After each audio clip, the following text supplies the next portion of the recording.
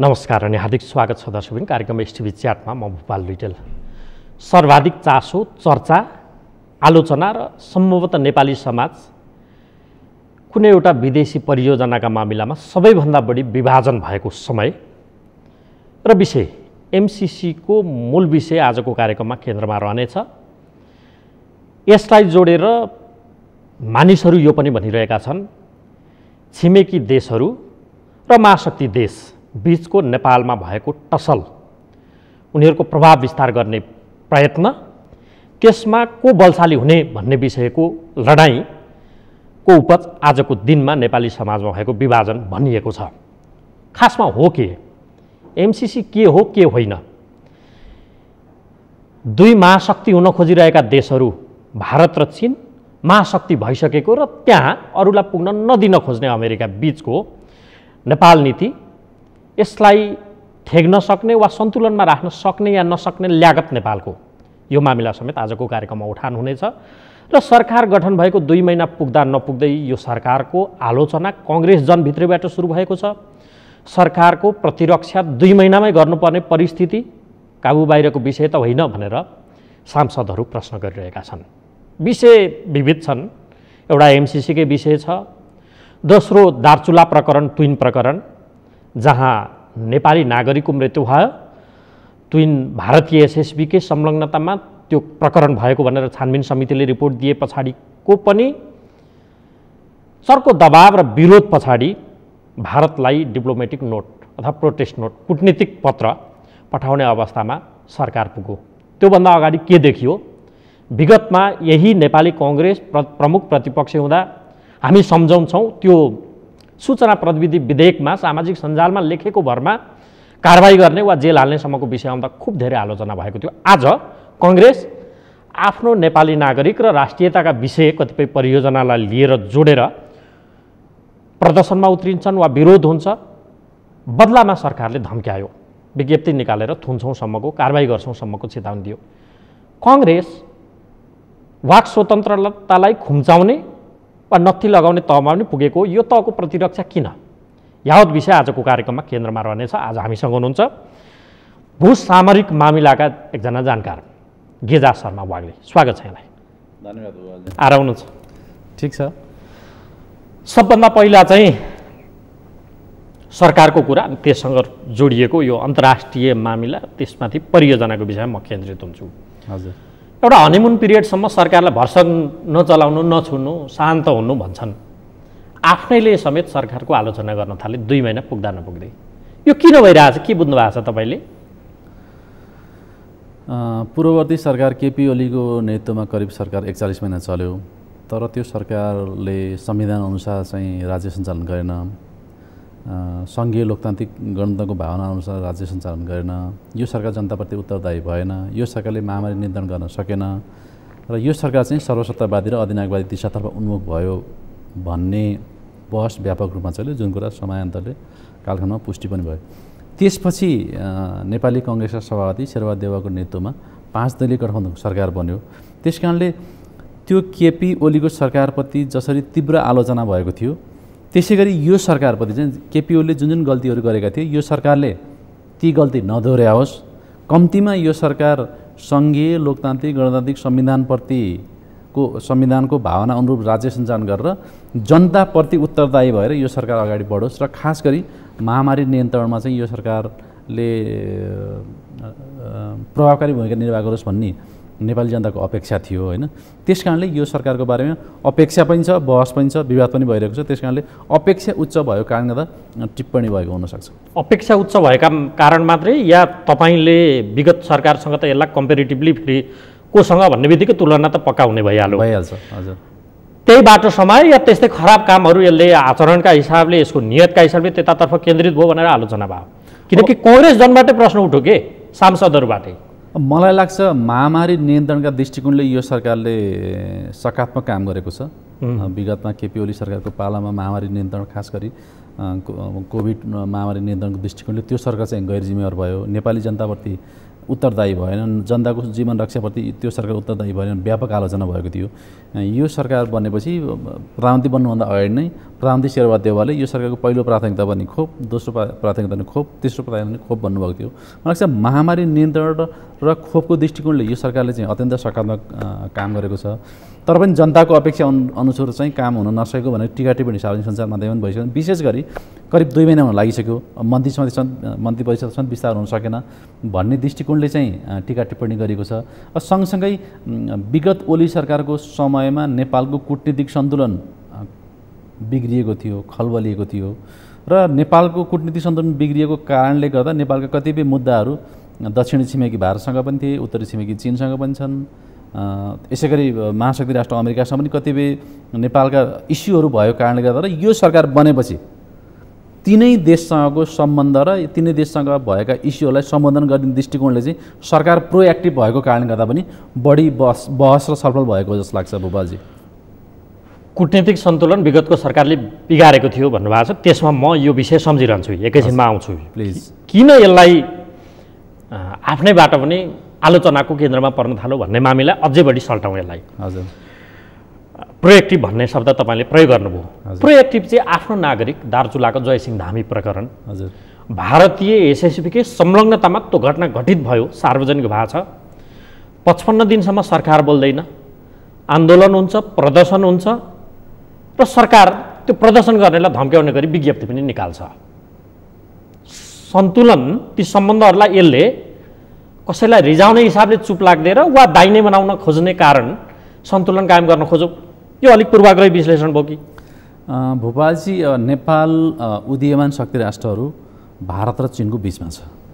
त्यो उदीयमान शक्ति राष्ट्रहरूको बिचमा रहेको भूपरिवेष्टित देश भएको कारणले गर्दा नेपालको अन्तर्राष्ट्रिय सम्बन्ध र कूटनीतिको बारेमा विगत लामो नेपाल स्थापना भएदेखि हालसम्म बहस, छलफल, विवाद, आरोप प्रत्यारोप हुँदै आएको छ।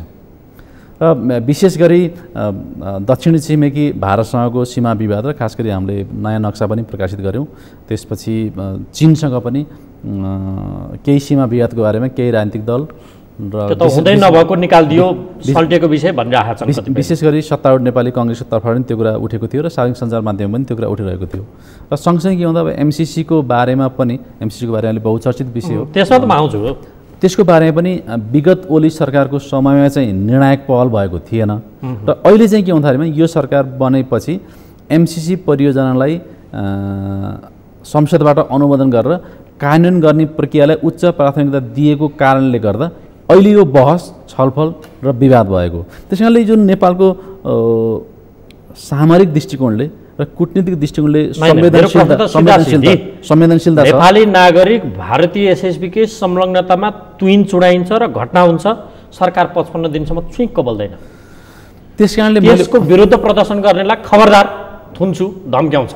दार्चुलाको तुइन प्रकरणमा अनि कूटनीतिक नोट पठाउँछ। होइन, दार्चुलाको जुन तुइन प्रकरणमा दुर्भाग्यपूर्ण घटना घट्यो त्यो चाहिँ दुर्भाग्यपूर्ण हो। त्यसमा चाहिँ नेपाल सरकारको तर्फबाट खास गरी नेपाल सरकारले त्यसको बारेमा छानबिन समिति गठन गर्यो, गृह मन्त्रालय, र गृह मन्त्रालयले छानबिन गरेको समितिले त्यो प्रकरणमा भारतीय सुरक्षा निकाय एसएसबीको उपस्थिति र संलग्नतामा त्यो घटना घटेको हो भनेर प्रतिवेदन प्राप्त भइसकेपछि, प्रतिवेदन प्राप्त भएको 1 दिनभित्रै नेपाल सरकारले चाहिँ भारत सरकार समक्ष त्यो प्रतिवेदनमा उल्लेख गरेको विषयलाई समेत उल्लेख गरेर सप्रमाण चाहिँ भारतीय पक्षलाई चाहिँ कूटनीतिक नोट पठाएको छ। यद्यपि समयको हिसाबले चाहिँ विलम्ब भयो, तर नेपाल सरकारले कुनै पनि कूटनीतिक मामलामा अथवा द्विपक्षीय विवादका मामलामा सप्रमाण आफ्नो कुराहरू राख्नुपर्ने भएको कारणले गर्दा प्रक्रियागत दृष्टिकोणले चाहिँ विलम्ब चाहिँ भयो। तर मलाई लाग्छ नेपाल सरकारले को तर्फबाट भारतीय पक्ष समक्ष प्रतिवेदनमा भएको विषयलाई समेत उल्लेख गरेर ठोस रूपमा कूटनीतिक नोट पठाउनु प्रक्रियागत दृष्टिकोणले विलम्ब चाहिँ भयो। तर मलाई लाग्छ त्यसमा सरकारले नेपालको राष्ट्रहितमा आँच आउने गरी अथवा एउटा कुनै देश विशेषसँग चाहिँ के त्यो लघुतावासको दृष्टिकोणले जसरी व्याख्या गरिएको छ नि अहिले नेपाली सार्वजनिक सञ्चार माध्यम केही राजनीतिक दलहरूले, त्यसकै आधारमा हो जस्तो मलाई चाहिँ लाग्दैन। तर विषय के छ, मानव यो मामिला अमेरिका र मेक्सिको थियो, मानव चीन र भारतकै थियो, फायरिङ भइसक्थ्यो, आफ्नो नागरिक मारिएको छ, सरकार 2 महिनासम्म झन्डै चुप बस्छ। होइन, सरकार चुप त बसेन, किन गृह मन्त्रालयको तर्फबाट समिति भन्यो, त्यो समितिको रिपोर्ट प्रतिवेदन आएपछि त्यो प्रमाणको आधारमा नेपाल सरकारले कुन अवस्थामा गठित भयो भन्दा पनि दबाब आए पछाडि भन्ने छ। मलाई चाहिँ त्यस्तो लाग्दैन। मलाई यदि त्यस्तो सरकारको नियत थियो भने त जुन खालको प्रतिवेदन आएको थियो त्यो खालको प्रतिवेदन नआउन सक्थ्यो नि त। त्यसो भदौ 20मा किन विज्ञप्ति आयो? नेपाल सरकारले नागरिकलाई धम्क्याउँदै भदौ 20मा विज्ञप्ति आयो, किन आयो? होइन, अब यसमा यस्तो हुन्छ, नियत त त्यसकारण मानिसहरूले गरिरहेछ नि, नियतमा प्रश्न होइन। त्यसरी प्रश्न त गर्न सकियो होइन। यो लोकतान्त्रिक सरकार हो होइन, यो सरकार जनताप्रति उत्तरदायी छ।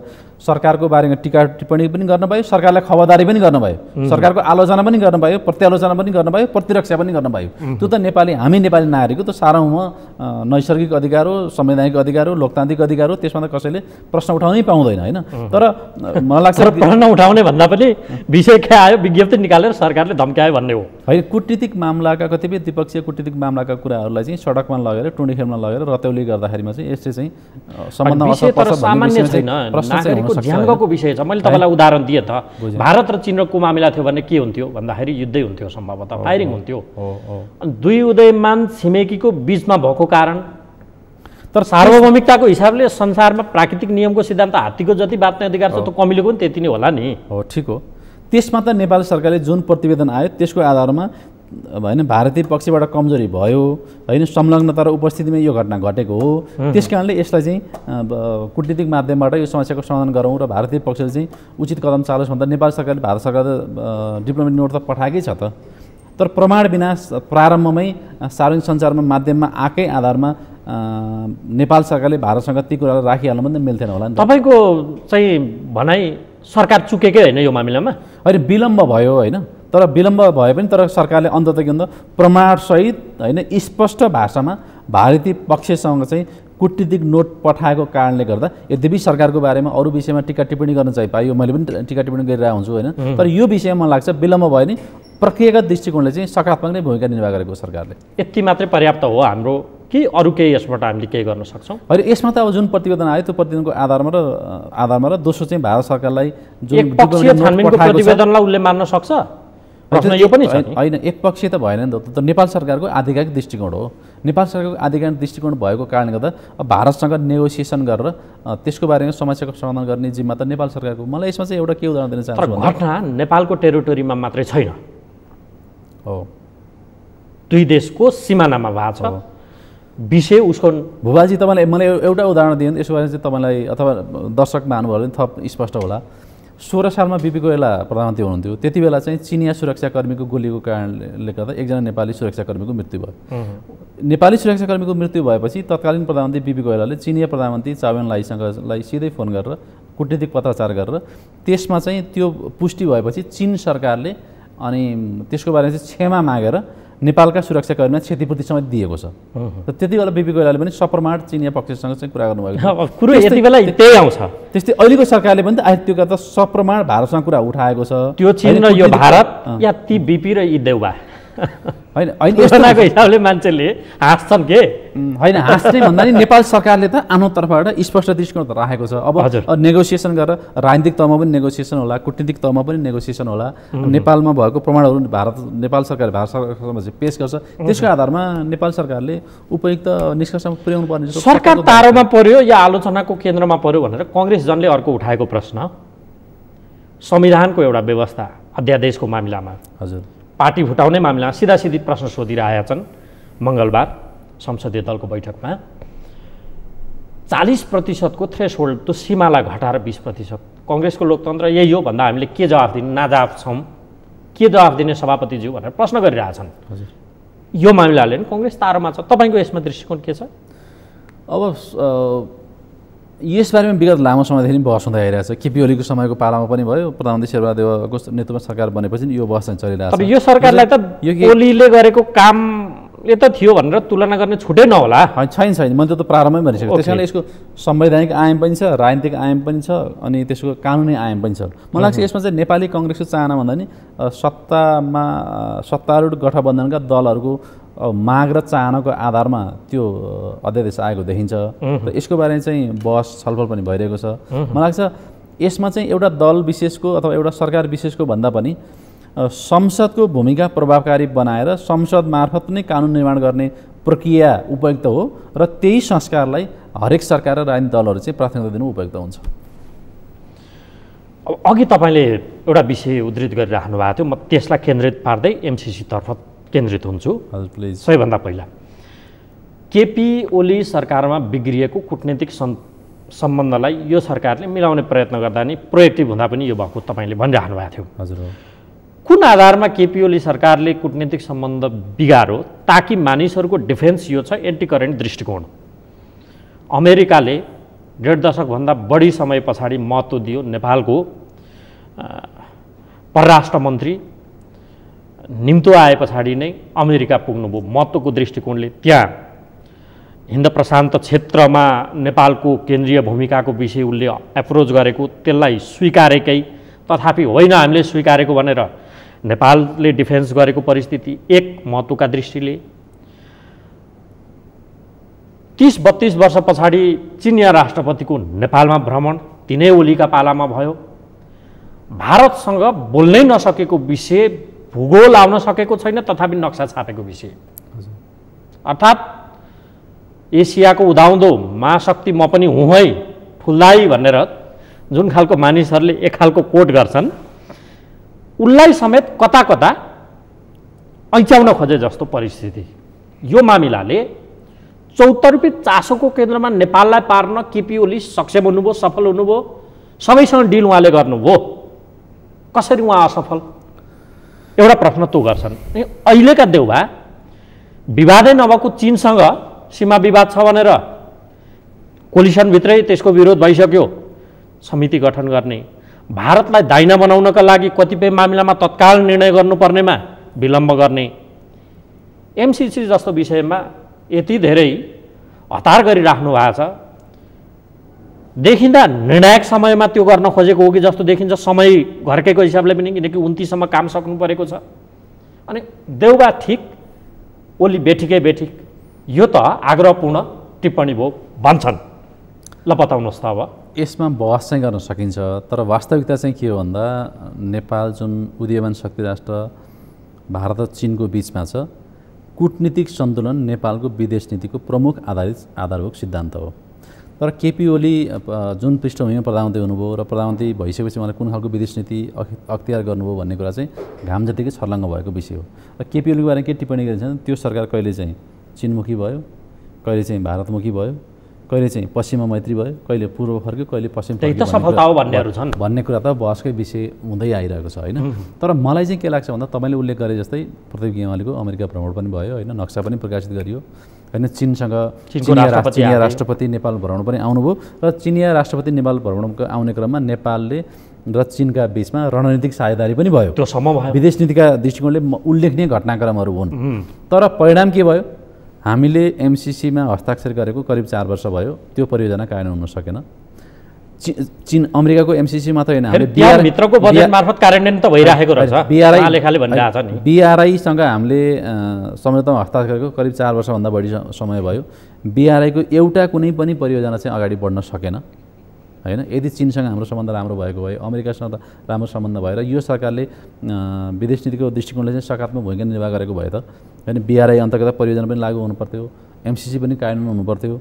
त्यसै गरी भारतसँगको सम्बन्धको दृष्टिकोणले पनि उतार चढावपूर्ण देखियो। प्रारम्भमा भारतसँग चाहिँ केपी ओलीको सरकारको सम्बन्ध राम्रो थिएन, तर के भन्दा जब चीनसँग उहाँको दूरी बढ्यो र नेपाल कम्युनिस्ट पार्टी तत्कालीन नेपाल कम्युनिस्ट पार्टीभित्रको विवाद चाहिँ उत्कर्षमा पुग्यो, त्यसपछि उहाँले चीनसँग भन्दा भारतसँग निकट रहेर अनि आफ्नो सत्ता जोगाउने दृष्टिकोणले चाहिँ त्यसलाई घरेलु दृष्टिकोणबाट मात्रै हिँड्ने कि ग्लोबल्ली भएको उथलपुथलसँग पनि हामीले, किनकि विश्व राजनीतिमा पनि उथलपुथल थियो, त्यसकारण ब्यालेन्स गर्न खोजेको पनि हुनसक्छ। मैले 1 मिनट टुङ्गेँ। त्यस कारणले केपी ओलीको सरकारले कुनै पनि देशसँगको सम्बन्धलाई आफ्नो सत्ता स्वार्थ पूर्ति गर्ने दृष्टिकोणले उपयोग गर्न खोजेको देखियो र एमसिसीलाई पनि कतिपय समय र सन्दर्भमा राजनीतिक अस्त्रको रूपमा उहाँले प्रयोग गर्न खोज्नुभयो। उनले देशको स्वार्थलाई कि आफ्नो स्वार्थलाई? पार्टीगत स्वार्थलाई, आफ्नो स्वार्थलाई।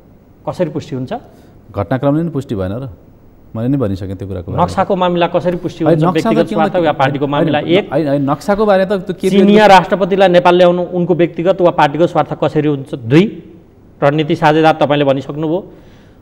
अमेरिकाको स्टेट भ्रमण एउटा त्यो पनि देखिएको छ हेर्नुहोस्। भनेपछि यी पार्टीगत वा व्यक्तिगत स्वार्थसँग मात्र हामीले नक्सा प्रकाशनको दृष्टिकोणले केपी ओलीको सरकारले मात्रै नक्सा प्रकाशन गरेको होइन। नक्सा प्रकाशन गर्ने समयमा केपी ओलीको सरकार थियो, तर त्यो नक्सा प्रकाशन राष्ट्रिय सहमतिको आधारमा भएको। त्यसको श्रेय केवल केपी ओलीले मात्रै पाउने। कसको पालामा भन्दा त अनि उहाँले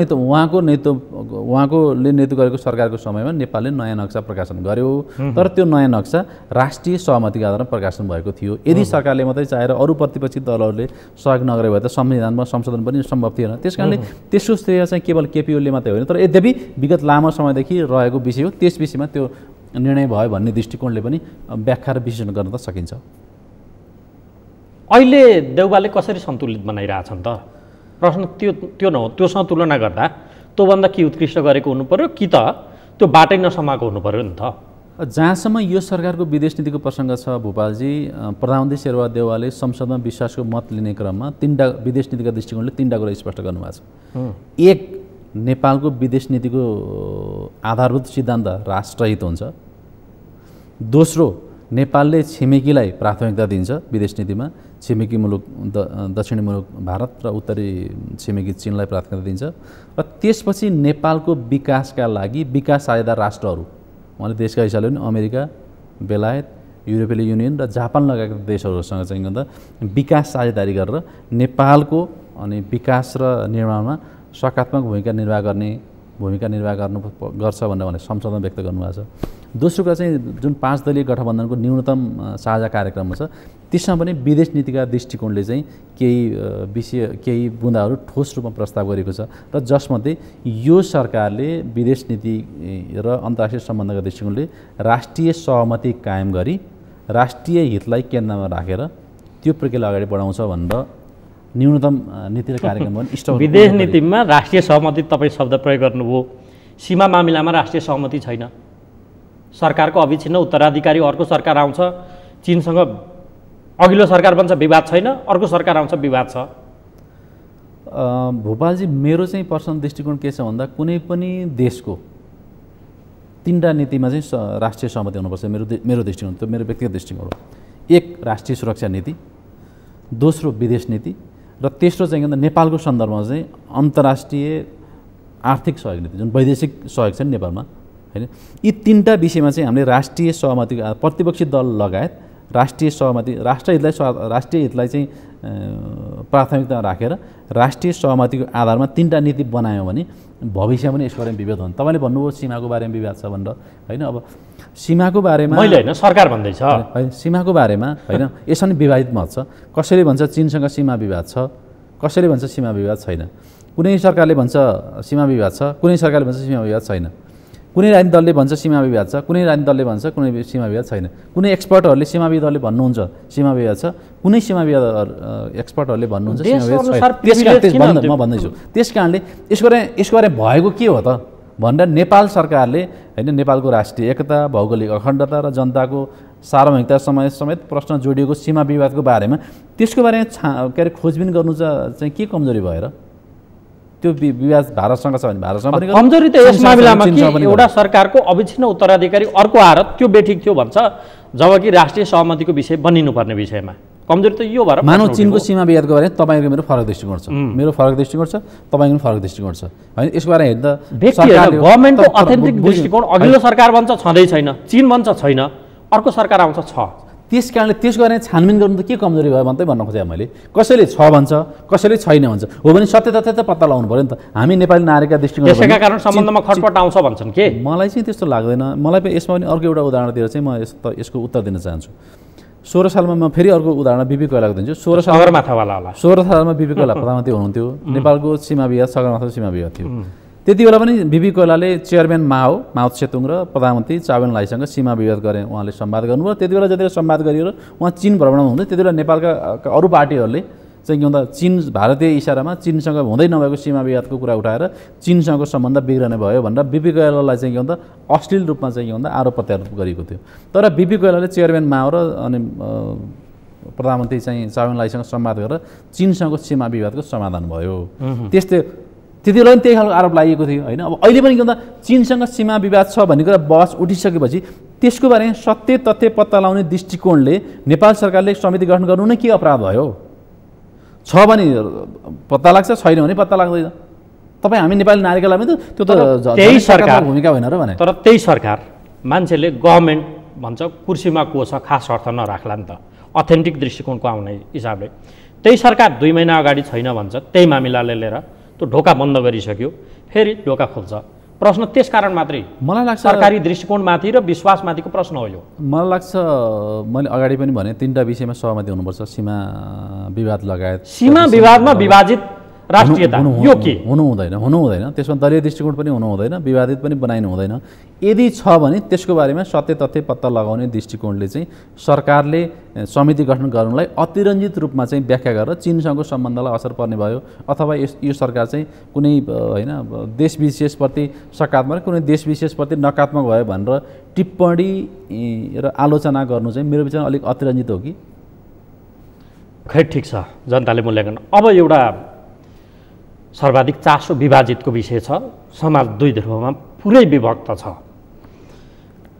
शीर्ष नेताहरूलाई भनौँ वा सत्ताको जो बागडोर सम्हालिरहेको छ त्यसलाई यति दुर्नाम बनाइसकिएको छ कि मित्र राष्ट्र विशेषको कुनै ठुलो परियोजनालाई पक्षमा बोल्नेहरूलाई फलानु देशको एजेन्ट, ढिस्कानो देशको एजेन्ट, अथवा भारत परस्त, चीन परस्त, America pro Chinese, pro Indian, pro USA, यो खालको ट्याग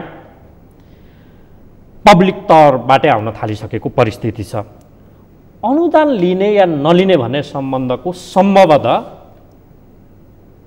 मेरो ज्ञानमा भएसम्म यो तहको विभाजन मलाई चाहिँ जानकारी थिएन, छैन, मेरो ज्ञान नपुगेको पनि हुन सक्ला।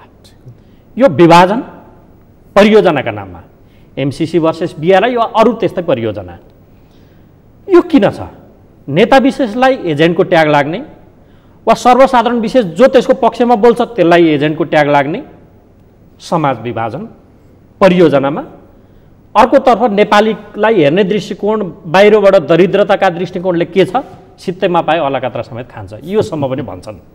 अब यहाँ अनुदान लिन्छ जुन फिर्ता गर्नु पर्दैन, त्यसमा समेत विभाजन, लिने नलिने भन्नेमा लडाइँ, यो के हो? तपाईँले बुझेको एमसीसी के हो? ल, तपाईँले प्रश्नमा उल्लेख गरे जस्तै एमसीसीको बारेमा नेपाली समाज विभाजित छ, राजनीतिक दलहरू विभाजित छन्, इभन बौद्धिक समुदाय पनि विभाजित छ। तर यसमा चाहिँ यो विवादित हुनुमा र विभाजित हुनुमा म 5-6वटा कारण देख्छु।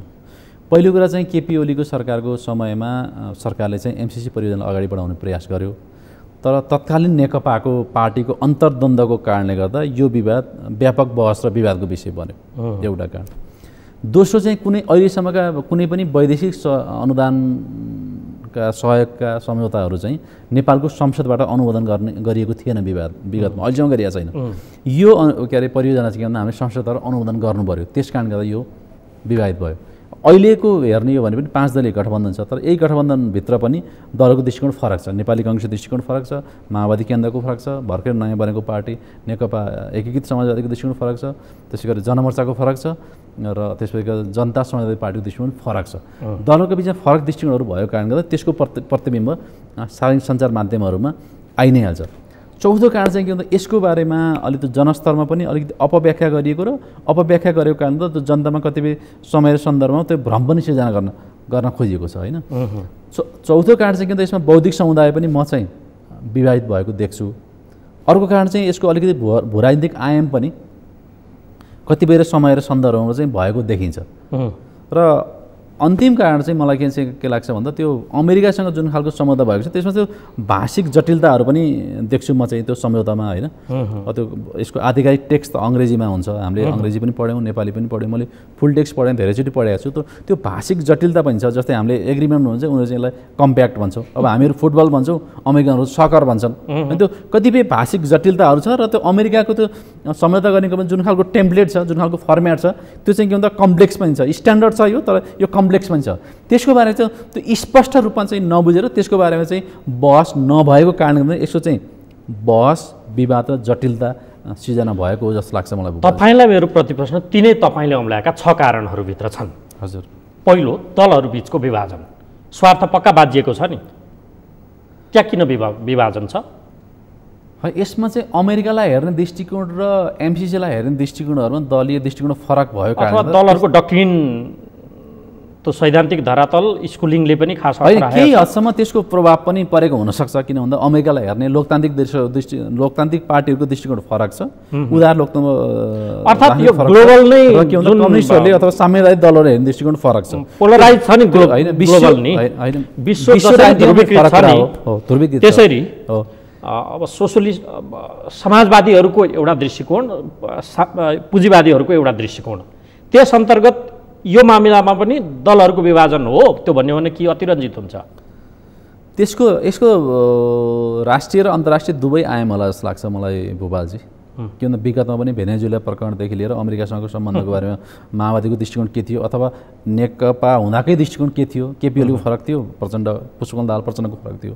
त्यसमा अहिले हेर्ने कुरामा नेपाली काङ्ग्रेसको दृष्टिकोण फरक, किन उदार लोकतन्त्र विश्वास गर्ने पार्टी नेपाली काङ्ग्रेस उसको फरक छ, कम्युनिस्ट पार्टीहरूको फरक छ। त्यस कारण त्यो दलीय दृष्टिकोणको रिफ्लेक्सन पनि मलाई लाग्छ एमसिसी परियोजना र अमेरिकासँगको सम्बन्ध दुवै प्रतिबिम्बित चाहिँ भएको देखिन्छ। त्यस कारणले गर्दा पनि यो बहसको विषय हो। तर हामीले चाहिँ भूपालजी विश्वास भन्नाले हामीले चाहिँ आत्मसात गर्नुपर्ने पक्ष के हो भने नेपाल तपाईँको न्यारेटिभमा म आउँछु। त्योभन्दा अगाडि तपाईँले बताएका 6 कारणको अलिक बढ्ता त्यसलाई निचोर्ने प्रयत्न गरौँ, जनतालाई बुझाउँ पनि प्लिज। दलहरू बिचको विभाजन एउटा उनीहरूको आइडियोलोजीको विभाजन पनि हो या अरू केही? यसलाई अझै प्रश्न पार्नु न। त्यसमा केही हदसम्म आइडियोलोजिकल इन्क्लिनेसन पनि देखिन्छ। किन भन्दा खास गरी कम्युनिस्ट पार्टीहरूले अमेरिका अथवा युरोप अथवा लोकतान्त्रिक देशहरूलाई हेर्ने एउटा दृष्टिकोण छ। अन्तर्राष्ट्रिय सम्बन्धको दृष्टिकोणले पनि यसमा चाहिँ छुट्टै सिद्धान्त छ, डक्ट्रिन छ होइन। तर उदार लोकतन्त्रमा विश्वास गर्ने पार्टीहरूले अमेरिका र पश्चिमाहरूलाई हेर्ने दृष्टिकोण फरक छ। त्यो अन्तर्राष्ट्रिय त्यसको लडाइँ हो आजको दिनमा हामी कहाँ। त्यसको प्रतिबिम्ब पनि नेपालमा आएको देखिन्छ। मात्रै हो कि अरू केही कारण? सँगसँगै राष्ट्रिय पनि छँदैछन्, सँगसँगै राष्ट्रियहरू पनि छँदैछन्। यसमा चाहिँ के भन्दा अब एमसिसी र मैले प्रारम्भमा पनि भने तपाईँले पनि प्रश्न उठाउनु भएको थियो, जस्तै होइन मिलेनियम च्यालेन्ज कर्पोरेसन र बेल्ट एन्ड रोड इनिसिएटिभ होइन। एमसिसी अमेरिकाको परियोजना भयो, belt and road initiative BRI चीनको आइडियोलोजीमा विभक्त देश होइन देखियो। दुवैमा हामीले नेपालले हस्ताक्षर गरेका छौँ होइन। तर हामीले हस्ताक्षर गरेको 4 वर्ष भयो दुवै परियोजनामा, तर कुनै पनि परियोजनाहरू चाहिँ अगाडि बढ्न सकेका छैन है। यसमा चाहिँ केही हदसम्म नेपाल सरकारको पनि कमजोरी होला, हाम्रो नेपालको हामी नेपालीको पनि कमजोरी होला। सँगसँगै यसको चाहिँ अन्तर्राष्ट्रिय आयामको प्रतिबिम्ब पनि यसमा नआएको होला भन्न सकिन्न। के भन्दा एमसिसी र मैले सिध्याउँछु, किन त एमसिसी र बिआरआईको बारेमा उच्च अमेरिकी अधिकारीहरू र उच्च चिनिया अधिकारीहरूले जुन नेपालमै आएर पनि जुन खालको बहस विवाद छलफल आरोप प्रत्यारोप चलेको छ नि त, त्यो पृष्ठभूमि त तपाईँ हाम्रो सबैलाई जानकारी नै छ। अब यहाँ प्रश्न के भन्दा नि जसले यसको विरोध गरिरहेका छन् उनीहरूको चिन्ता चासो हामी अफगानिस्तान नबनौँ, हामी खतरामा नपरौँ भन्नेबाट प्रेरित देखिन्छ। त्योभन्दा बाहिर त मकसद स्वार्थ त अरू केही पक्का छैन। आफ्नो सुरक्षालाई ख्याल गरेर उनीहरू त्यसको खबरदार विरोध भनिरहेका छन्। यसकारण पनि यो विषय उठाइएको छ। हरेक नेपाली जनताले चाइना घेर्ने अमेरिकाको रणनीति उसको फेरि अविच्छिन्न रूपमा चाइनालाई हेर्ने दृष्टिकोण सधैँ एक छ। त्यो जोसुकै आओस् त्यहाँ सरकारमा एकै छ। उसले प्रमुख थ्रेट चाइनालाई मानेको छ आजको दिनमा पनि, जुन छिमेकी नेपालको छिमेकी हो। त्यो चाइना घेर्ने रणनीति अन्तर्गतको बेस नेपाललाई बनाउन चाहन्छ। त्यसकारण उसले त्यो बेस बनाउनको लागि यहाँ लगानी गर्यो अनि उसले पड्काउने बन्दुकको टेक्ने भुइँ हामी बन्दिनु पर्ने हुँदै हुन्न। हामी दोस्त हुन्छौँ, सकिन्छौँ। यो राष्ट्रघाती काम गर्नुहुन्न। उनीहरूको प्रश्न यो छ। भूपालजी जुन नेपाल सुन्नु पनि भयो होला नि तपाईँले, जुन नेपालमा नेपालको राष्ट्रिय स्वार्थ, नेपालको राष्ट्रिय हित, नेपालको राष्ट्रिय प्राथमिकता, नेपालको राष्ट्रिय सुरक्षा, नेपालको स्वाभिमानको बारेमा राजनीतिक दल, नागरिक समाज, बौद्धिक समुदाय, सार्वजनिक सञ्चार माध्यम र हरेक नेपाली जनताले यसको बारेमा बहस गर्नु, यसको बारेमा छलफल गर्नु र यसको बारेमा सरकारलाई खबरदारी गर्नु स्वाभाविक हो। किन त्यो त देशको चिन्ता भएर गरेको हो नि त।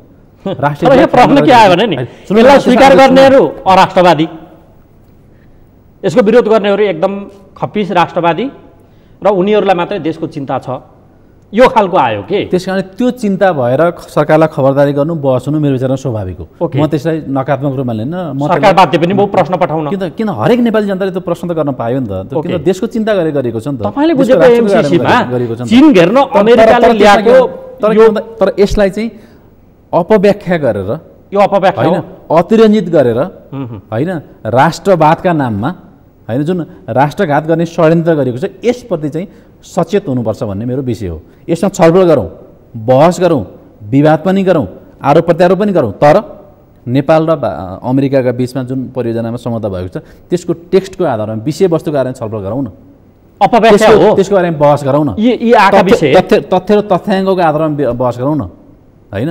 अहिले यसरी कसरी व्याख्या गरिएको छ भन्दा नेपाल सरकारको कुनै अधिकारीले होइन रातारात कुनै यो सम्झौता गरे अध्ययन अनुसन्धान नै केही पनि नगरिकन, छलफल नै नगरिकन, बहस नै नगरिकन हस्ताक्षर गरेर हस्ताक्षर गरेको भोलिपल्ट बिहानदेखि राष्ट्रघात गर्यो भनेर बहस गरे जस्तो नेगेटिभ चाहिँ अहिले नेपाली राजनीतिमा भएको छ कि। तर त्यो के हो भन्दा यो एमसिसी परियोजनाको बारेमा त 2068 सालदेखि यो प्रक्रिया प्रारम्भ भएको थियो। त्यसपछि 8वटा सरकार बने र एमसिसीमा हस्ताक्षर हुनको लागि त करिब 8 वर्ष लागेको छ। 8 वर्षसम्म राजनीतिक तहमा बहस छलफल भएको छ, कूटनीतिक तहमा भएको छ, ब्युरोक्रेटिक तहमा भएको छ, प्राविधिक तहमा भएको छ। कुनै पनि देश प्रधानमन्त्रीले, परराष्ट्र मन्त्रीले, अर्थ सचिवले, कानुन सचिवले होइन ऊर्जा सचिवले अथवा नेपाल लेयरबाट आएको छ विभिन्न तहबाट छलफल गरेर नै आएको हो। प्रश्न के उठो भने चीन घेर्न अमेरिकाले बनाएको अस्त्रमा नेपाल सहभागी हुने प्रश्न त तपाईले यो विषयलाई अतिरञ्जना अपव्याख्याको रूपमा बुझ्नु भएको छ? होइन, त्यस्तो पनि होइन। के हो? त्यस्तो पनि होइन। किन त अन्तर्राष्ट्रिय राजनीतिमा, विश्व राजनीतिमा अमेरिकाले चीनलाई हेर्ने पनि दृष्टिकोण छ, चीनले अमेरिकालाई हेर्ने दृष्टिकोण पनि आउँदैछु। त्यस कारणले चीन र अमेरिकाको बिचमा विवाद पनि छ, द्वन्द्व पनि छ, सहकार्य पनि छ, प्रतिस्पर्धा पनि छ। त्यति हुँदा अलिक बढ्ता प्रोक्सी वार नै छ। होइन, प्रोक्सी वार पनि सबै खालको छ। उनीहरू ट्रेड पार्टनर पनि त हुने त, सहकार्य पनि छ, द्वन्द्व पनि छ, सबै खालको कुरा भइरहेको छ। त्यस कारणले त्यो अमेरिकाको पनि दृष्टिकोण छ, चीनको पनि दृष्टिकोण छ होइन। तर त्यसको प्रतिबिम्ब नेपालमा नपरेको होला भन्न पनि सकिन्न। हामी त्यसमा सचेत हुनुपर्छ। नेपाल सरकार पनि सचेत हुनुपर्छ, राजनीतिक दलहरू पनि सचेत हुनुपर्छ र हामीले त्यसलाई समेत मध्यनजर राखेर नेपालले विदेश नीति बनाउनुपर्छ र नेपालको राष्ट्रिय सुरक्षा नीति हामीले अख्तियार गर्नुपर्छ। त्यो हामी सबै नेपाली जनताले बुझेकै विषय हो। तर जहाँसम्म एमसिसी परियोजनाको प्रश्न छ, नेपालमा त नेपाललाई के पहिलो वैदेशिक परियोजना एमसिसी मात्रै हो र? नियम त तपाईले सुन्नु न, सबै परियोजना संसदबाट पास हुन्न थियो, यसलाई संसदबाट पास गर्नै पर्ने उनले जुन क्लज राख्यो त्यसमाथि नियत भन्ने प्रश्न उठाइएको हो नि त। प्रश्न त्यसकारण आयो। हामीले सहयोग त अमेरिकासँग पनि लिएका छौँ, चीनसँग पनि लिएका छौँ, अनि भारतसँग पनि लिएका छौँ, युरोपेली युनियन। यसो गरौँ न, म तपाईँले बताएका 6 कारण 7 कारणमा एक एक गरेर आउँछु समयले साथ दिएको खण्डमा। तथापि मेरो प्रश्न चाहिँ तपाईँलाई सिधा सिधी तपाईँले बुझेको एमसिसी हजुर बाहिर व्याख्या भए जस्तो र लगाइएका आरोप के छन् भन्दा चीन घेर्न अमेरिकाले बनाएको अस्त्र र त्यसको बेस नेपाललाई बनाउन गरेको प्रयत्नमा नेपाल किन सरी? प्रश्न यो हो।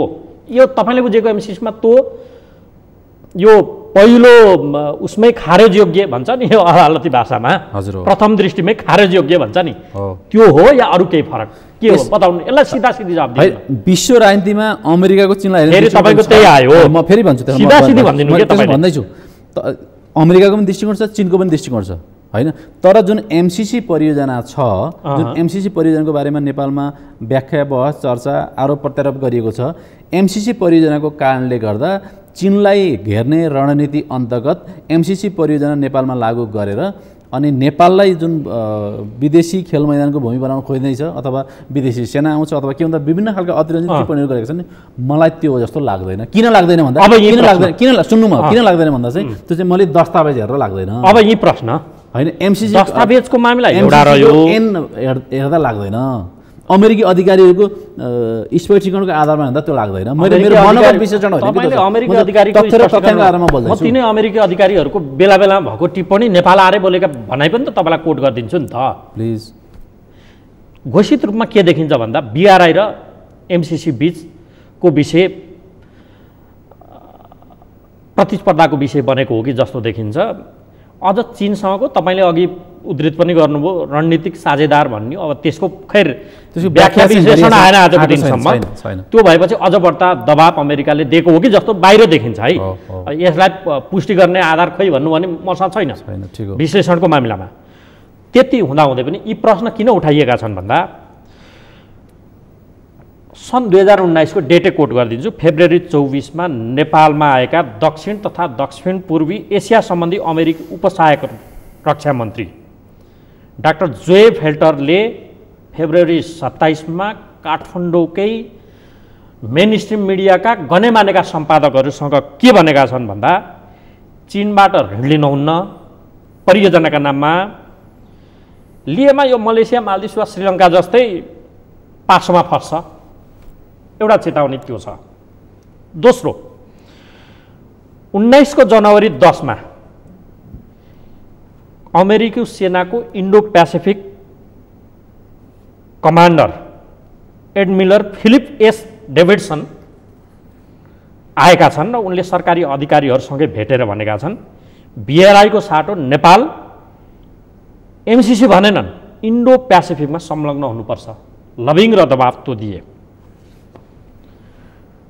उता परराष्ट्र मन्त्री भारत गए, अमेरिका गए। इन्डो पेसिफिक रिजनमा नेपालको सेन्ट्रल भूमिका हुन्छ, यसमा सहमति गरेर जानुभयो भनेर माइक पोम्पियोले बताउनु भयो। घटनाक्रम यी दिएका अभिव्यक्तिहरू। MCC यसको उद्भव 2004 आसपास, IPS आएको छ 2017। फेरि आजको दिनमा भन्दैछ नेपालमा भएका विकासका परियोजनाहरू सबै IPS अन्तर्गत हुन्। यो विरोधाभास, अनि मानिसहरूले यो प्रश्न उठाउन नहुने कसरी अतिरञ्जना? तपाईँले जुन कुरा उल्लेख गर्नुभयो सार्वजनिक सञ्चार माध्यममा आएको कुरा, त्यो कुरा मैले पनि पढेँ होइन, नेपाली सञ्चार माध्यमहरू पनि आए होइन। तर ती कुराहरू आइसकेपछि पनि MCC र स्टेट डिपार्टमेन्ट भन्छन् उनीहरूको अङ्ग्रेजीको शब्दमा, हामी चाहिँ विदेश मन्त्रालयले चाहिँ अनि नेपालमा जुन MCC परियोजना लागू भएको छ त्यो परियोजना IPS अन्तर्गत होइन भनेर उनीहरूले आधिकारिक रूपमा स्पष्ट गरेका छन्। एक। दोस्रो कुरा चाहिँ MCC को जुन हाम्रोसँग सम्झौता भएको छ नेपाल र अमेरिकाको बिचमा, र त्यसपछि अन्त प्रोजेक्ट इम्प्लिमेन्टेसन एग्रिमेन्ट पनि छ त्यो सँगसँगै होइन। उनीहरूले नितान्त रूपमा MCCलाई नेपालसँग मात्र जोडेनन्, कतिपय उनीहरूका जति पनि दस्तावेज आएछन् लगभग दर्जनौँ ठाउँमा चीन जोडिएकै छ। BRIले प्रश्न उठाएकै छ, अनि त्योसँग तुलना यसलाई गरेकै छ। अनि तपाईँ अझै यो मामिलामा दखल राख्नुहुन्छ। अब तपाईँको अगाडि मैले यति धेरै नितान्त प्रश्न सोध्नु त्यति जायज पनि हुन्न। बाइडेन राष्ट्रपति भएको 2 महिनापछि मार्चमा एउटा अमेरिकाले अन्तर्राष्ट्रिय राष्ट्रिय सुरक्षा नीति भनेर जारी नै गर्यो। त्यसमा प्रमुख थ्रेट कसलाई मानेको छ? चीनलाई नै मानेको छ। चीनलाई मानेको छ। त्यो बसको विषय नै भयो नि त। त्यो अमेरिकाले चीनलाई हेर्ने दृष्टिकोण हो। तर हामी त किन अनि फेरि त्यो नेपाल कहाँ छ, कोसँग जोडिएको छ भन्ने अर्थ राख्दैन। हामीले त सम्झौताको टेक्स्टको आधारमा बहस गर्नु पर्यो र त्यसपछि नेपालको बारेमा अमेरिकी सरकारले आधिकारिक रूपमा जारी गरेको विज्ञप्तिको बारे अथवा दृष्टिकोणको बारेमा कुरा गर्नु पर्यो। मन्त्री विशेषको त फरक पनि दृष्टिकोण हुनसक्छ होइन, तर पछि उसलाई चाहिँ मन्त्रीले मिसकोट गरे। तर MCC IPS अन्तर्गत होइन, यो कुनै सैन्य गठबन्धन होइन, यो विशुद्ध विकास परियोजना हो भनेर अमेरिकाको स्टेट डिपार्टमेन्टले पनि वक्तव्य जारी गरेको छ। त्यस कारणले अब अमेरिकी अधिकारीहरूको कारणले गर्दा नि केही विवाद चाहिँ भयो। मैले प्रारम्भमा भनेको थिएँ र मैले तपाईँलाई अगाडि पनि भनेको थिएँ कि MCC र BRI को बारेमा चिनिया र अमेरिकी र चिनिया अधिकारीहरूकै बिचमा आरोप प्रत्यारोप छ, त्यसको प्रतिस्पर्धा छ, एकले अर्कालाई असफल बनाउने षड्यन्त्र पनि भइरहेछ। एउटा नबुझेको अर्को तपाईँलाई नि सुरुमै उल्लेख गरिसकेको थियो। 23 जेठ 2075 मा पहिलोपटक, सुन्नुहोस् है, 23 जेठ 2075 मा पहिलोपटक नेपाली सेनासँग नेपाल र अमेरिका बीच स्थल सेना वार्ता नामक 2 दिने कार्यशाला भयो। पोखरातिर सम्भवतः भएको छ। त्यसलाई समेत इन्डो पेसिफिक रणनीति अन्तर्गत भनेर उसले भनिदिएको छ। भनेको पछिल्ला समय 17 पछाडि जे परियोजनाहरू अघि बढेका छन् वा सैन्य साझेदारी भएको छन् त्यसलाई पनि उसले IPS अन्तर्गत भनेर त्यो विषयलाई उता डाइभर्ट गरिदिन थाल्यो। अब नियतको प्रश्न तपाईँ गर्नुहुन्छ संसदबाट यो परियोजना चाहिँ युनिक रूपमा संसदबाटै अनुमोदन गर्नुको इन्टेन्सन के हो भनेर प्रश्न त्यहाँ पनि उठाइयो। घटनाक्रम यी व्यवहार हेर्दा हेर्नुहोस् यी के हुन्? यो संसदबाट अनुमोदन गर्ने जुन प्रस्ताव छ नि भूपाजी, सुरुमा MCC कम्प्याक्टमा जति बेला हस्ताक्षर भएको थियो नि अर्थमन्त्री ज्ञानबहादुर कार्की हुँदा र शेरबहादुर प्रधानमन्त्री हुँदा प्रारम्भमा संसदबाट अनुमोदन गर्ने प्रावधान त्यसमा थिएन, सायद तपाईँलाई पनि जानकारी छ। पछि KP ओलीको सरकार बनेपछि र युवराज खत्रीबाट अर्थमन्त्री भएपछि संसदीय अनुमोदनको प्रक्रिया उल्लेख गरिएको हो। प्रोजेक्ट इम्प्लिमेन्टेसन एग्रिमेन्टमा भएको एउटा तथ्य। दोस्रो कुरा चाहिँ जति बेला नेपालले चाहिँ अन्तिम नेगोसिएसन गर्ने भनेर अमेरिकामा वासिङटन DC मा नेपाली पक्ष गएको थियो, त्यति बेला चाहिँ यसको बारे नेगोसिएसन गर्ने समय चाहिँ 2 दिन तोकिएको थियो। तर नेगोसिएसन गरेर हामीले फाइनलाइज गर्न यसलाई चाहिँ 5 दिन लागेको थियो। त्यति बेला नि अमेरिकी अधिकारीहरूले चाहिँ संसदबाट अनुमोदन गर्नुपर्छ भनेर नेपाली पक्ष समक्ष राखे। तर नेपाली पक्षले के भन्दा हाम्रो संविधान अनुरूप चाहिँ कुनै पनि वैदेशिक विकास सम्बन्धी परियोजनाहरूलाई चाहिँ संसदबाट अनुमोदन गर्ने प्रावधान छैन, त्यसैले हामी गर्न यो प्रावधान राख्न सक्दैनौँ, यही प्रावधानै तिनीहरूको शर्त हो भने हामी यसमा स्वीकार्य छैन भनेर नेपाल सरकारको तर्फबाट तत्कालीन त को प्रतिबन्धन मन्दिरमा गएका थिए हामी खोजबिन पनि गर्न सकिने हाल्छौँ ती अधिकारीले स्पष्ट रूपमा गर्नुभयो मलाई सम्झना भएसम्म वैकुण्ठ अर्याल चाहिँ त्यतिबेला वैदेशिक सहयोग महाशाखाको प्रमुख हुन्थे उहाँले चाहिँ त्यसको डेलिगेसन लेभलमा उहाँले नेतृत्व गर्नुभएको थियो हजुर त्यो गरेर 5 दिनसम्म पनि नेगोसिएसन भएर 6औं दिनमा मात्रै यो नेगोसिएसन प्रक्रिया टुङ्गिएको थियो त्यसैले संसदीय अनुमोदनको प्रक्रिया चाहिँ हाम्रो नयाँ अभ्यास हो त्यसकारणले पनि यसको बारेमा बढी बहस चाहिँ भएको त्यहाँ आयो विगतमा सुरुमा त्यो शर्तै नहुने पछाडि शर्त थपियो नि नेपालको तर्फबाट जबरजस्त थपिएको शर्त त होइन उसको प्रेसरमा छ यिनीहरूको चाहिँ के हो एमसिसी अन्तर्गत विश्वमा जति पनि परियोजनाहरू प्रारम्भ भएका छन् अथवा कार्यान्वयनहरू भएका छन् त्यो हरेक देशमा संसदबाट अनुमोदन होस् भन्ने अमेरिकाको शर्त छ त्यो चाहिँ नेपालमा मात्रै भएको शर्त होइन बुबाजी अहिलेसम्म चाहिँ 27वटा देशहरूले मेरो जानकारी भएसम्म चाहिँ र एमसिसीको आधिकारिक वेबसाइटमा गएर मैले अफिसियल टेक्स्टहरू पढ्दा चाहिँ अहिलेसम्म 27वटा देशहरूमा चाहिँ संसदीय अनुमोदन भएर ती परियोजनाहरू चाहिँ कार्यान्वयन भएका छन् त्यसकारणले यो चाहिँ केवल नेपालसँग मात्रै राखेको शर्त होइन कि र जुन एग्रिमेन्टमा नेपालले हस्ताक्षर गरेको छ त्यो हामी नेपालले नेगोसिएसन गर्न नसकेर अनि हामीले त्यो टेम्प्लेटमा चाहिँ हामीले त्यो सम्झौतामा हस्ताक्षर गरेको होइन एमसिसी अन्तर्गत अहिले करिब 50वटा देशमा चाहिँ एमसिसी परियोजना कार्यान्वयन भएका छन् अथवा कार्यान्वयन गर्ने प्रक्रियामा छन् हस्ताक्षर भएका छन् हरेक देशसँग चाहिँ जुन सम्बन्धमा नेपालले हस्ताक्षर गरेको छ त्यही फर्मेट नै उसले चाहिँ अरू देशहरूमा पनि हस्ताक्षर गरेको छ एउटा दोस्रो कुरा बुबाजी तपाईँ अगाडिको प्रश्नमा आउँछु जस्तै खालि आइपिएसको प्रसङ्ग चाहिँ बढी आयो नेपालमा होइन अहिले चाहिँ के भन्दा आइपिएस भनेको चाहिँ जुन हिन्द प्रशान्त क्षेत्रसम्म पर्न सक्छ धम्कीपूर्ण एक खालको प्रेसरको कुरा पनि आयो नि डेप ट्याप पर्न सक्छ त्यसमा चाहिँ एसियाका त हामी जम्मा 5वटा कि 6वटा देशमा मात्रै यो कुरा यो परियोजना छ होइन दर्जनभन्दा बढी त अफ्रिकी महादेशमा लागू भएको छ अनि दर्जनभन्दा बढी त युरोपेली के अरे महादेशमा चाहिँ यो परियोजना एमसिसी परियोजनाहरू चाहिँ लागू गरिएका छन् यदि आइपिएसको अङ्ग मात्रै थियो भने त अफ्रिकामा किन लागू गर्नु पर्थ्यो अनि त्यसो गरेर युरोपमा किन लागू गर्नु पर्थ्यो नेपाल एसियामा त के भन्दा नेपालमा भयो श्रीलङ्कामा पछि बिग्रियो मङ्गोलियामा कार्यान्वयन भयो फिलिपिन्समा लागू भयो इन्डोनेसिया भयो नेपालमा एसिया अन्तर्गतको देशमा त उसको न्युली रिकगनाइज्ड एउटा परियोजना हो नि 17 पछि त्यसकारणले यो चाहिँ के भन्दा जसरी आइपिएसको अङ्ग हो भनेर व्याख्या गरिएको छ नि त त्यति व्याख्या मात्र गरिएन दबाब के देखियो तिमी मालदिप्स हुन सक्छौ श्रीलङ्का हुन सक्छौ या मलेसिया हुन सक्छौ डेप ट्र्यापमा पर्न सक्छौ अर्कोबाट परियोजना ल्याउनु हुन्न है खबरदार त्यो हिसाबको होइन चीनको बारेमा अमेरिकाले गर्ने टिप्पणी त तपाईँ हाम्रो नियन्त्रणमा छैन नि त चीनले पनि आफ्नै आरोप लगाउँछ चीनले अमेरिकाले पनि अर्कै आरोप लगाउँछ चीनले पनि प्रत्युत्तर दिन्छ अमेरिकाले पनि प्रत्युत्तर दिन्छ अब एउटा होइन भूपाजी मैले एउटा कुरा तपाईँलाई क्लियर गर्न चाहन्छु अब बिआरआईको बारेमा अमेरिकाले के भन्छ अथवा एमसिसीको बारेमा चीनले के भन्छ भनेको त नेपालको नियन्त्रणको विषय होइन कि अनि तिनै परियोजना नेपालमा पनि लागू हुँदैछन् अनि उनीहरूले राख्ने दृष्टिकोणमा खास अर्थ राख्दैन होइन नेपाल त्यसो त के हामीले कुनै पनि देशसँग वैदेशिक सहयोग लिनु भएन नेपालको राष्ट्रिय अर्थतन्त्रमा कति 18% वैदेशिक यसो गरौँ नि त मानौ एमसिसी नेपालले कार्यान्वयन गर्दैन संसदबाट अनुमोदन भएन ब्याक गराउन सक्छ कि सक्दैन संसदबाट कि बाँधिसक्यो त्यो सम्झौता भयो अनिवार्य होइन यस्तो हुन्छ भाइ हुक अर कुक त्यो इन्डोर्समा जानै पर्छ भन्ने हुन्छ होइन यस्तो हुन्छ यदि संसदबाट अनुमोदन भएन भने त त्यो परियोजना नेपालमा कार्यान्वयन हुँदैन त्यसको कति काउन्टर प्रोडक्टिभ अथवा त्यसको इम्प्याक्ट के हुन्छ हामीलाई अनि मैले प्रारम्भमा पनि भने नेपालको राष्ट्रिय अर्थतन्त्रमा करिब 18% वैदेशिक सहयोग र अनुदानमा निर्भर छ वैदेशिक सहायतामा निर्भर छ होइन हामीले भन्दा नेपालले इतिहासमा पहिलोचोटि केवल अमेरिकासँग र पहिलो योजना एमसिसी गरेको होइन कि तर इतिहासमा पहिलोपटक संसदबाट परियोजना अनुमोदन गर्न खोजिरहेछ नेपालले त धेरै हामीले त भारतसँग वैदेशिक सहायता लिएका छौँ चीनसँग पनि लिएका छौँ अमेरिकासँग लिएका छौँ बेलायतसँग लिएका छौँ युरोपियन युनियनसँग लिएका छौँ जापानसँग लिएका छौँ होइन कि चाहिँ नेपालले कुनै पनि देशसँग वैदेशिक सहायता नलिने भनेर भन्नु पर्यो त्यो राष्ट्रिय अर्थतन्त्रको देशमा कति सम्भव होला म अर्थशास्त्रको विद्यार्थी होइन म चाहिँ राजनीतिशास्त्रको विद्यार्थी हुँ होइन अब यदि नेपालले एमसिसी परियोजना हामीले हस्ताक्षर गऱ्यौँ तर यो परियोजना कार्यान्वयन हुन सकेन हामीले हस्ताक्षर गऱ्यौँ बिआरआईमा त्यो परियोजना पनि हामीले कार्यान्वयन गर्न सकेनौँ भने विदेशीले हेर्ने दृष्टिकोण नेपाललाई के होला अमेरिकाले हेर्ने दृष्टिकोण के होला चीनले हेर्ने दृष्टिकोण के होला अथवा अरू विकास साझेदार राष्ट्रले हेर्ने दृष्टिकोण के होला नेपालसँग होइन सम्झौता हुन्छ विवाद हुन्छ तर कार्यान्वयन हुँदैन भनेर चाहिँ एकपछि अर्को दात्री निकायहरू चाहिँ अथवा दात्री राष्ट्रहरू नेपालबाट हात झिक्यो भने हाम्रो नेपालको नीति चाहिँ के होला त्यति बेला त्यो पक्षलाई पनि त हामीले आत्मसात गर्नु पर्यो त यदि यो सम्झौतामा के होला यदि यो सम्झौतामा कुनै त्रुटि छन् भने नेपाल सरकारले अमेरिका सरकारसँग क्ल्यारिफाई गरेर स्पष्ट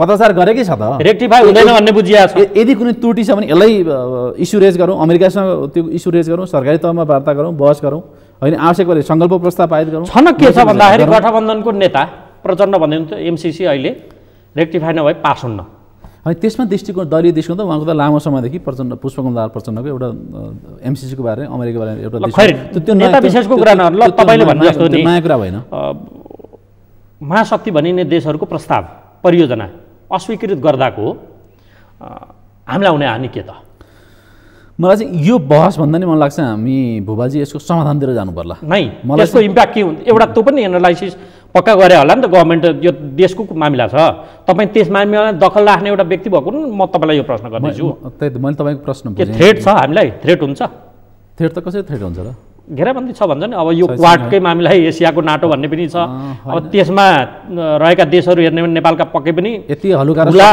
ठुला विकास साझेदार मुलुकहरू हुन् भारत हो जापान हो अस्ट्रेलिया हो त अमेरिका हुँदै हो लगानीका हिसाबले उनीहरूले नेपालमा गरेको हो दात्री सहयोग त्यो सबै रोकिन्छ भन्ने डर हो त्यो 18% को हाम्रो जुन साझेदारी छ विकास साझेदारहरूको त्यो सुटै जान्छ भन्ने हो या अरू के हो त के त कि नेपाल आइसोलेट हुन्छ उत्तर कोरिया भेनेजुएला वा त्यो तहमा पुग्छ भन्ने डर हो या अरू केही होइन थ्रेट छ भने त्यस्तो सस्तो टिप्पणी गर्न चाहिँ नमिल्ला मेरो विचारमा होइन तर पनि हाम्रो नेपालको रियालिटी के हो भन्ने कुरा त तपाईँ हामीले लामो बहस गरि नै हाल्यौँ होइन तर यसको बारेमा तपाईँ हामीले बहस गर्नु मलाई लाग्छ हामी कार्यक्रमको अन्ततिर छौँ मलाई चाहिँ के लाग्छ भन्दा यसको बारेमा बहस र विवाद गर्नुभन्दा बहस चाहिँ गरौँ तर विवाद नगरौँ भन्ने मेरो प्रस्ताव हुन्छ व्याख्या चाहिँ गरौँ तर अपव्याख्या नगरौँ त्यसमा आउँछु म चाहिँ अपव्याख्या नगरौँ भन्ने मेरो प्रस्ताव हुन्छ अब यदि हामीले नेपालले होइन नेपालका विकासका लागि पूर्वाधार विकासका लागि हामीले अमेरिकासँग सम्झौता गऱ्यौँ लागु हुन सकेन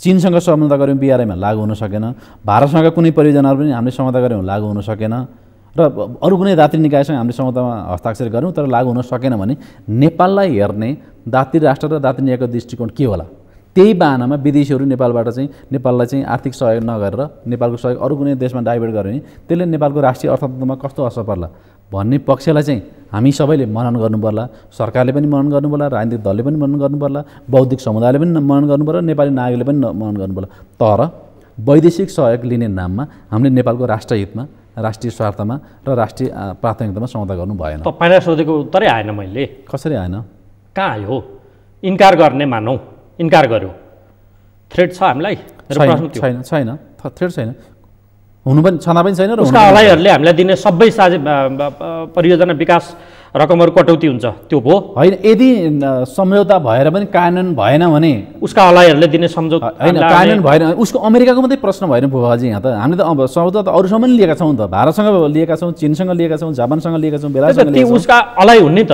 होइन सबै त अलाइ कहाँ हुन्छ चीन अमेरिकाको अलाइ हो र भारत उसको अलाइ हो र युरोप होला बेलायत होला त्यसरी पनि गर्नु नमिल्ला होइन तर भोलि विश्व ब्याङ्कले हेर्ने दृष्टिकोण के होला एसियाली विकास ब्याङ्कले हेर्ने दृष्टिकोण के होला भन्ने मात्रै मेरो प्रश्न हो थ्रेट छैन हाम्रो राष्ट्रहितमा छ भने लियौँ छैन भने छैन भनौँ न त तपाईँले बुझेको चाहिँ यो राष्ट्रिय हितमै छ होइन नेपालको प्राथमिकता अनुसार आएको परियोजना हो यो ऋण होइन यो अनुदान हो र यो अमेरिकाले नेपालमा लगाइदिएको सामरिक परियोजना होइन नेपालको आवश्यकता अनुसार नेपालको प्रस्ताव अनुसार अगाडि बढेको विकास परियोजना हो त्यसैले यसमा चाहिँ यदि त्यसमा कुनै त्रुटि छन् भने कमजोरीहरू छन् भने होइन सम्झौतामा कुनै समस्याहरू छन् भने त्यसमा छलफल गरेर समस्याको समाधान गरौँ न बहस त सकारात्मक दृष्टिकोण समय सक्यो तपाईँलाई यो महत्त्वपूर्ण संवादका लागि धेरै धेरै धन्यवाद धेरै धन्यवाद भोपालजी र आदरणीय दर्शकहरू कार्यक्रमको निर्धारित समय सक्यो आज हामीले भूसामरिक मामिलाका जानकार विज्ञ गेजा शर्मा वाग्लेसँग एमसिसी सरकारको पछिल्लो 2 महिनामा भएको यो आलोचना यावत विषयलाई केन्द्रमा राखेर कुराकानी गऱ्यौँ अर्को अङ्कमा फेरि तपाईँ हाम्रो भेट हुने नै छ हामीलाई आजलाई बिदा दिनुहोस् नमस्कार